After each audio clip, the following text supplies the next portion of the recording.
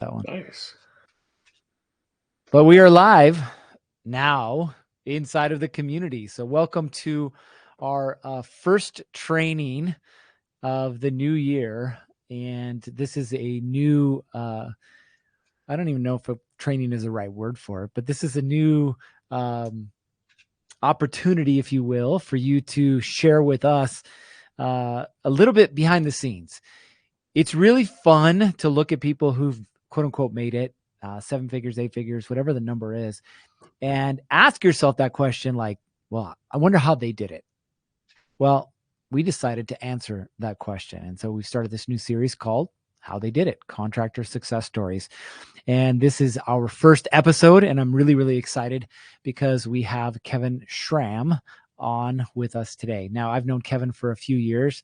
In fact, when we moved to Boise, Idaho a few years back, he was one of the first contractors that I met there. And we've worked together for a while. But Kevin is very unique in his approach to business, which a lot of contractors will get benefit from. But Kevin has owned Lime Painting, which is a franchise, for 5 years. So you're going to get some questions around what it's like to own a franchise entity, and then how that works when he's trying to grow his own business, some of the positives and some of the negatives and everything in between. But ultimately, Kevin's going to share his story on how he did it. So without further delay, introducing the man, the myth, the legend, Kevin Schramm. Thanks, Garrett. Appreciate it, man. You got Good it. to be here. First one. Woo! First High one. standards. Always pays to be first, right? Yeah, that's right. Well, I want to start kind of at the beginning because you didn't come from a contractor background. You didn't come, up in the trades. You weren't painting when you were 5 years old, anything like that. You came from more of a corporate background. So talk a little bit about that. Like, what drew you to, one, wanting to be a contractor, but two, really the painting industry itself? Yeah, that's a great question. So it's never been my ambition and goal to be a contractor. It's never been into the construction industry. I was more of the mindset is, what can I do with the least amount of effort with the most yield of results, and the highest profit. And so when I started researching businesses, knowing that I wanted to get out of the corporate world, I wanted to be my own boss. I wanted to have more control over time and money. That was my main driving factor, was looking for profit margins. And so I honed in on profit margins. And we weren't originally going to go with a franchise system. We actually landed on a coffee stand. High profit margins, lots of traffic, low overhead. And through that research, our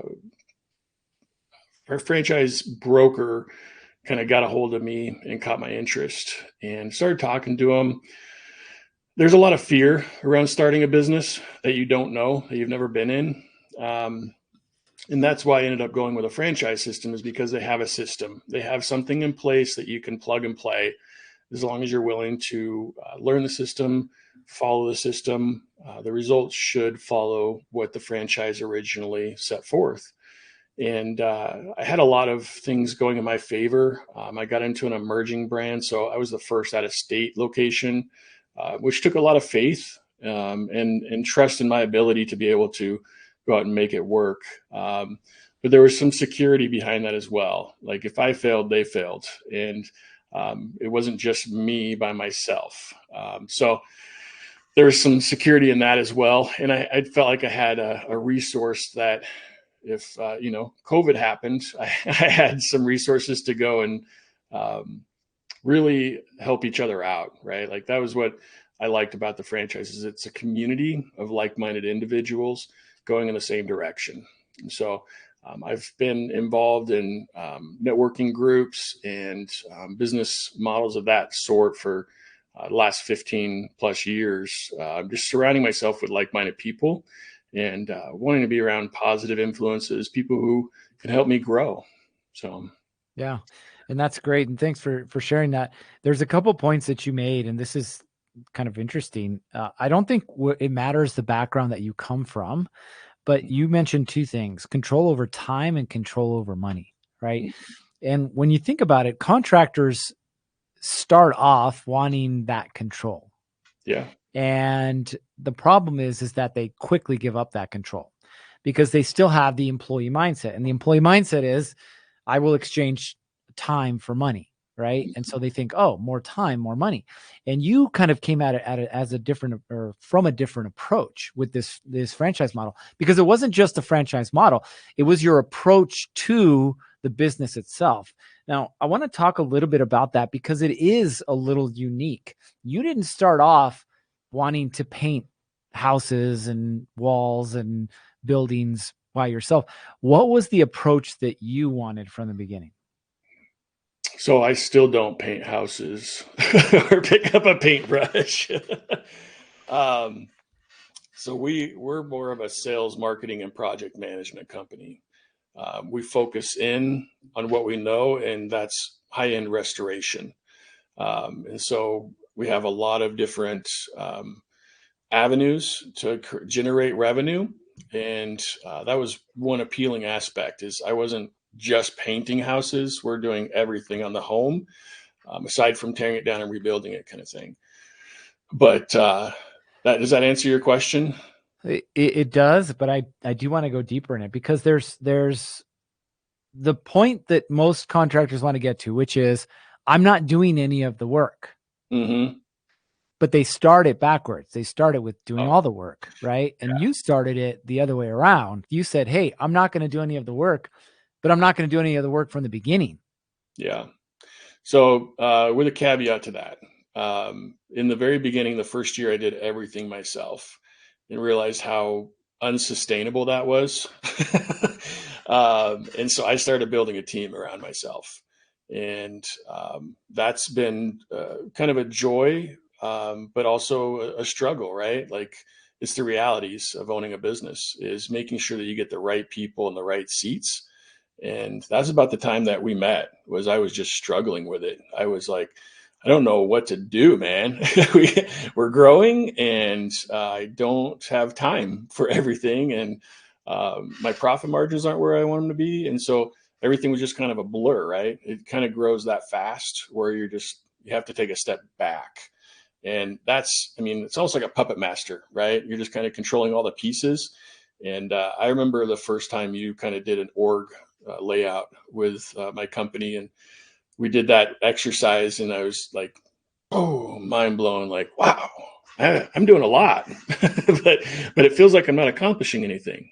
So, but yeah, so my mindset around it, um, and I've adopted Lime's mindset, is that we put the right people in the right seats. So we hire professional painters that are really good at their craft, but we pick up the areas that they're weak in.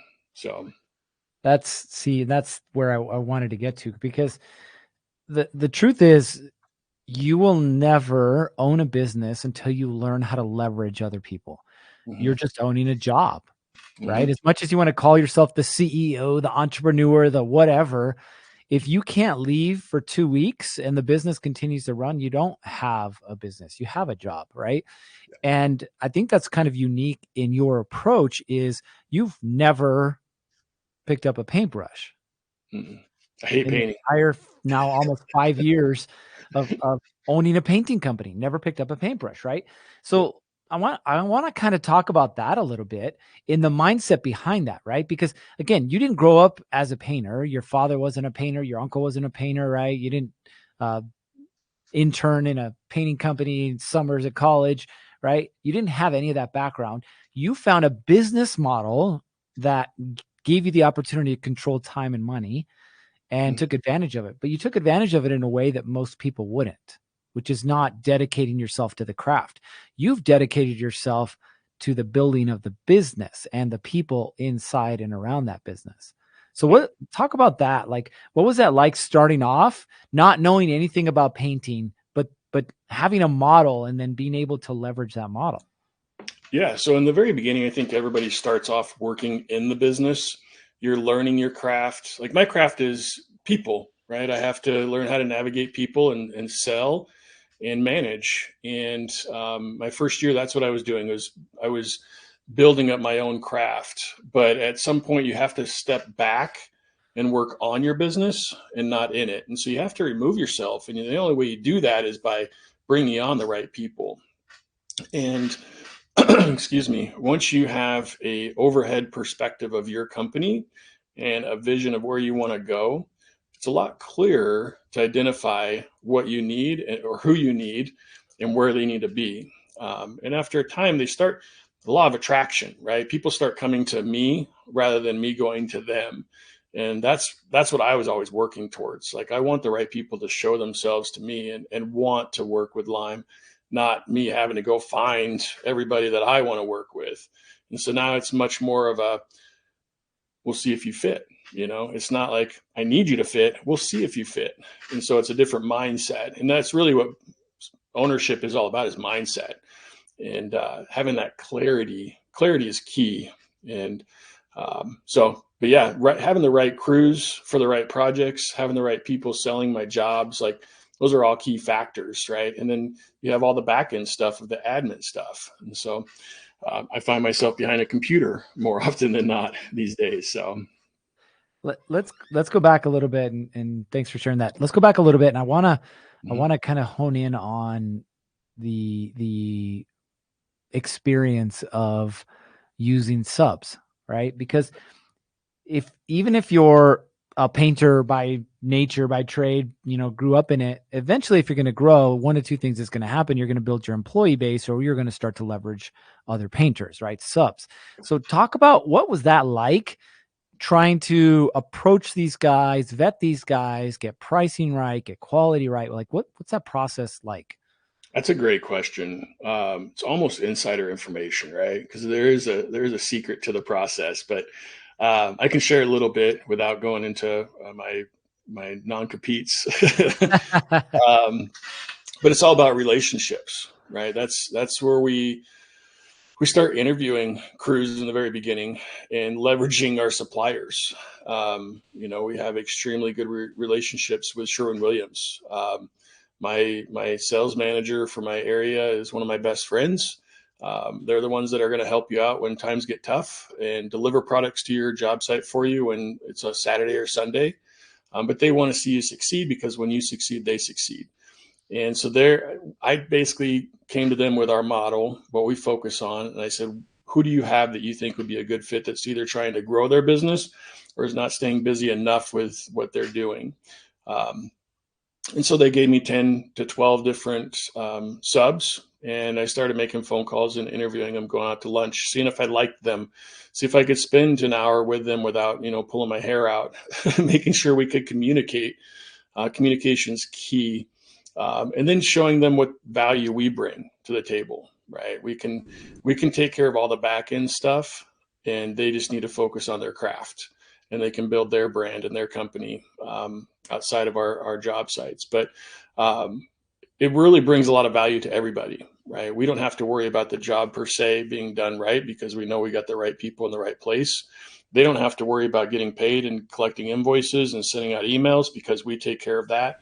And the client doesn't have to worry about, are these guys going to show up again because they got another job that's better fitted for them? The leverage that we have using subcontractors is those subs are working with us on a year in, year out basis. They're going to do hundreds of jobs for us, equaling millions of dollars of value. Where if you hire one crew, you're literally $10,000 to $15,000 for that crew. They have no value to stick, right? They don't have to do the best job on your project. We would hope that they want to, but they don't have to. And if they don't get what they want, they're gone. And so we take that risk for the client out of it. And that's probably the biggest misconception, is because we use subs, we're inferior, which is the exact opposite. We're superior because we use subs. Yeah, we might be a little bit higher priced, but you're going to get a better outcome and a better process through the whole project. And as that process grows, now subs are coming to us wanting to work with us because of the value that we bring. And so now we have that leverage. I started out with one crew, and my leverage is very small. But as soon as I got 6 crews in my repertoire, that leverage grew to where I can bring my rates down and our prices can be more sustainable. So That's a great explanation. And there's two things you talked about inside of there that that I think we should key in on. The first one is leveraging relationships, right? Mhm. And we talk a lot in this group about leveraging relationships when it comes to marketing, but the other half of that is the work, right? Getting the work done. And so whether you're hiring employees or in your case hiring subs, it's about relationships. So the fact you're able to go to some of your, distributor suppliers and say, "Hey, look, this is what we're doing. This is how we're doing it. This is what we're looking for. Can you help us out?" And they give you, 10 plus referrals is massive, right? But that's just the beginning. I think what you do differently from a lot of contractors is that process, right? That process of like, here's the expectations that we have from you. We're going to clearly communicate those expectations. Here's how things are going to work. Here's the standard that we're going to hold you to. Here's how pay works, so on and so forth. When a lot of contractors, whether they're a sub for a larger contractor or they're subbing work out themselves, fail in those areas, right? They fail to communicate properly. They fail to set clear expectations. They fail to set the standard. And so there's a lot of finger pointing, he said, she said, because of that, right? Yes. Instead of just being clear from the beginning, and I know you have this, but I highly recommend, if you don't have a subcontractor agreement, whether you're a subcontractor or you're using subcontractors, you need a very clear subcontractor agreement. Why? Because it lays out the expectations that you have. It lays out the qualifications, their insurance, workman's comp, so on and so forth. It lays out the payment schedule, right? All of these things are laid out so that it's very clear of what's happening and how it's happening. Because if not, what ends up happening? Well, you said you were, and you said, and then this, right? And it leads to more issues than not. Um, Let me ask you today, 5 years in, what's the biggest lesson that you've learned inside of your business? Oh, the biggest lesson I've learned. Um, it's a great question. I would say it's, hmm,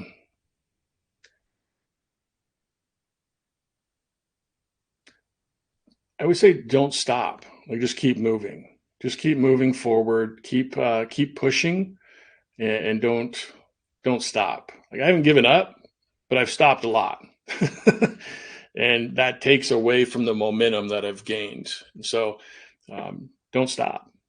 That's my biggest lesson. And then this one is a little backwards, but I want to ask it anyway. The biggest struggle that you've had being the owner of a painting business. Well, you know this just from our conversations, but mine is hiring and getting people to stick. That's been my biggest struggle and hurdle to battle, and I'm constantly evolving my process so I can get the right people in that seat that I need to fill. And now, just so you guys know, obviously Kevin and I have had a lot of conversations around this. There's a lot that goes into the hiring process itself, right? Now, as a franchisee, Kevin has some support from corporate. So he doesn't have to set up the entire hiring process himself, right? He can leverage corporate, which again, if you're a franchisee, it's one of the benefits. You have corporate and you can leverage them for some things. And one of those is the hiring process. But that being said, there's still other aspects that he controls, right? One of the things that you're going to have to come to terms with, and this is whether you're working with a franchisee, or excuse me, a franchisor, or you're independent, is what a compensation package is going to look like, right? Because it goes across the board. And not only that, it goes across the board depending on the hiring or the position that you're hiring for. Mhm. So again, without going into too many details, Kevin, what has that been like for you trying to figure out the right compensation package for your people? That's a great question. So um, it's different for every location in Lyme, right? That's the one aspect, or one of the many, but that's one of the aspects that we're all trying to hone in on, to where we're still profitable. And so it's been evolving, right? I've had to manipulate it and change it. 2 years ago, I hired some poor performers and had him at a high salary and lost my ass, So from that experience, that was painful. I don't want to do that again. So I adjusted and I went extreme. And then from the extreme, I kind of brought it back to a more palatable medium. And I think, well, we're constantly evolving it, right? And really, that's communication within the other franchisees that it's working for, and how they're getting their businesses on track to be profitable, but hire the right people and make sure that they stay. And so that's, I would say, it's communication with other business owners in all aspects, really. I like that. I wanna kind of hone in on this subject and just purely opinion experience, however you want to approach this. Mhm. What are the benefits of a salaried employee versus a performance-based pay structure? So my so this is coming from an employee mindset. My dad was salaried for Gallo Winery for 27 years, and he told me, he says, never take a salary position. And I was like, why is that? He's like, because they own you. Coming from the boss, I own them. If they're salary, there's no hourly restrictions as how many hours they can work. I don't have to track their hours. I just have to look at results. I have to be much more strategic on how I am training and coaching, and then holding to a higher standard. When they are commission or performance based, they're on their own, right? Like I still want to see them succeed, but it's not out of my pocket if they fail. That's a great point. What have you noticed uh, as far as the labor force when it comes to their desire for salary versus performance based? It's Uh, entitlement. Yeah, it's entitlement. Everybody feels like they've already earned it. Like everything that they've done in the past, they deserve a salary. And that's kind of the labor force that I'm seeing right now. And the younger generation is they want the stability and security without showing that they can actually do the work. And that's probably my biggest battle that I'm dealing with is most my average sales agent on the field's going to be 40 this year. wow. And that, it's unfortunate, but I'm just not seeing the people want to work to prove it before they earn it. And that's Mm, kind of my model. I want to see them prove it before they earn it. yeah. Um, And that's an interesting one. And we'll just kind of hone in on that sales position because a lot of contractors, in order to grow, understand that they need more sales, right? But they don't understand what the role of a salesperson is, mhm. right? And because they don't, they'll come across people who want a sales position, but they're asking for something that's unrealistic. And then the contractor, not even knowing what's realistic and what's not, ends up saying yes and then gets screwed in the end. Yeah. What would you say um, your biggest lesson has been when we talk about the speed to hire versus the speed to fire? Oh yeah. I've adapted and changed over the last several years. I used to be really quick to hire and slow to fire, and I've reversed that. I'm actually slow to hire now, but quick to fire. And I don't usually have to fire them. Usually they'll weed themselves out very quickly, which that's the way I want it, right? I want to push people to a level where I need them to be in the business.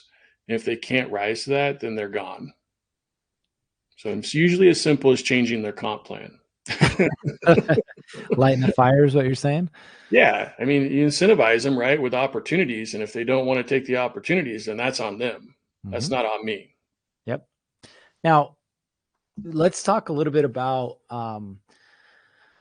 your training process because I mean, obviously, we've worked together, and you know how I look at things, but I'm very much of the opinion that your training process will, in and of itself, weed out your people, right? Whether they're good or not, your training process should be able to weed them out for you. So you don't have to make the difficult decisions. You just look at the information and the information tells me everything I need to know.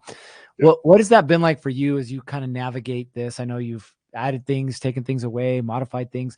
What has that process been like for you as far as finding a training process that either encourages the good people or weeds out the bad ones?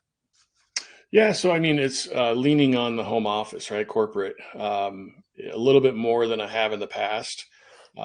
That's the advantage of a franchise. They've invested thousands of dollars into a training platform, and now I can actually track their progress. Where before we didn't have any access to it, so I was just going on people's words that they were learning it, learning the material, because they need to know what our company is about, and then they also need to know what we do, right, and how we do it. And if they can't show me that they've invested the time and effort into learning that, it's usually 30 days before they're gone before 30 days is over. But it's a lot of shadowing, right? Like I want them to be out there with my top performers, or myself. I'm not the one that needs to be training though, because I'm not in the field as much as my employees are. And so that's the hardest part is when you're first starting out, you're going to be the trainer and you're going to have to teach them the ways that you want them to do the process. And you have to have the process outlined too, right? And then make it very accessible and easy to refer them to, because I don't want to be the man of all knowledge. I want to be the director of knowledge to find. And I just don't have time in the day to be answering 100 questions when we have new hires on board.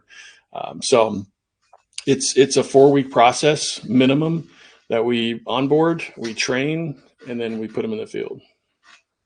Yeah, and thanks for sharing that. And it's this interesting thing. And again, if you're a contractor and you're either going through the hiring grind, as we like to call it right now, or you're at the point where you need to start hiring, understand something that Kevin said. He kind of glanced over it a little bit, but it's the process, right? I used to think that success was just how good are you at dealing with the randomness of life. That's what I thought success was. And the truth is, you'll be more successful by figuring out a process that works and sticking to it than you will anything else, right? Whether that's your marketing process, your sales process, your hiring process, your training process, the way you do your work, right? Your follow up, all of those things are processes. And Kevin mentioned it. He can now take his feelings out of the picture and just look at the data. What is the data telling me? And Kevin's process is very unique. Like they knock doors, right? Knocking doors is still a thing. They knock doors, right? So he looks at the doors, amount of doors knocked. He looks at the amount of appointments set. He looks at the amount of closes, right? He has data that tells him whether the person is performing or not, right? And so, sure, 30 days and they usually show themselves the door, but it's because there's a certain standard that they're being held to, right? And the standard is very simple. We ask that you do this, this, this. We're going to give you all the tools. We're going to give you all the resources to be able to do that. But ultimately, it's going to be up to you whether you succeed or you fail. Now, what's that been like for you, Kevin? That transition from like, man, I really like this person. They're nice. The great personality, right? That kind of thing too. Hey, the numbers are what the numbers are. Yep. What's that been like for you? It's been a relief. One of my Achilles heels is I can find something to like in everybody. It's a God-given talent. I love them and hate them for it. I truly can find something to like in anybody that I meet. But what that's done for my hiring process is put too much emotion and not on the data. And now I just had one recently. I hired her this year, and 3 weeks in, I asked where the numbers were. Like, why are we not seeing any data? And the next week she was gone. And she worked herself out. It wasn't me. It was her. I just didn't see any results, and I questioned her on it. And that's how you can counsel and coach, right? If we don't have data, we can't help you. We have no clue where our business is at without data. And so I should have prefaced that with the process is key, because that's how you can get your data. If you don't have a process, you don't know where your data is coming from. And we call them KPIs, right? Key performing indicators. I know where all my percentages on average should be across the nation, but then I also know them for my location as well. because we're, in Boise, we're not in Chicago. So if people aren't within a grace percentage of the average for Boise, what are you doing that's not working, and why aren't you doing our process? Mm-hmm. That's People great. will try to come into your business and change it because they think they have a better way. And that's what we protect ourselves from with KPIs. Yep. 100%. Very, very well said. Well, just so everyone knows, like, what's your focus on this year, right? We're beginning of 24. Busy season's coming soon, right around the corner. What is it that you're focused on this year for line painting? My focus is doubling our revenue from last year. We did 1.3 plus million. I want to get to 2.5, so not quite doubling, but almost there. So it's another million in revenue, and that's identifying 2 new sales reps to put out in the field that I can trust that are going to grow that side of the business. And then on my side, I am growing my commercial business portfolio. Those take a lot longer to nurture in relationships. The process is a lot longer, so we won't actually see that revenue for probably another 24 to 36 months. But that's how you build a company, right? Slow and steady. I have the infrastructure to support that revenue now with different subs that have come to me over the last 6 months, and just really building that so I can remove myself. Just interviewed a gal earlier that she owned a salon in Florida, and I told her my vision. Right? My vision is in 3 years to be self-removed and not have to worry about this running on a day-to-day basis. And she laughed. She's like, "I've never seen it done." And I was like, "Yeah, I'll show you how it's done." Watch But me.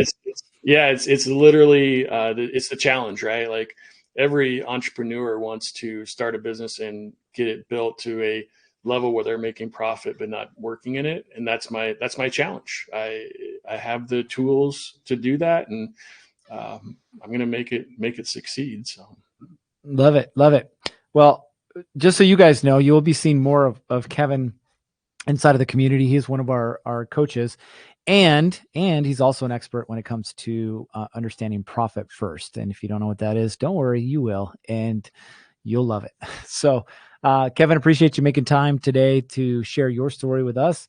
Look forward to, of course, more success from you, and then also having you pour your knowledge and experience and love into this community. you bet. Thanks, brother. Appreciate you. All right, my man. See you later. See ya.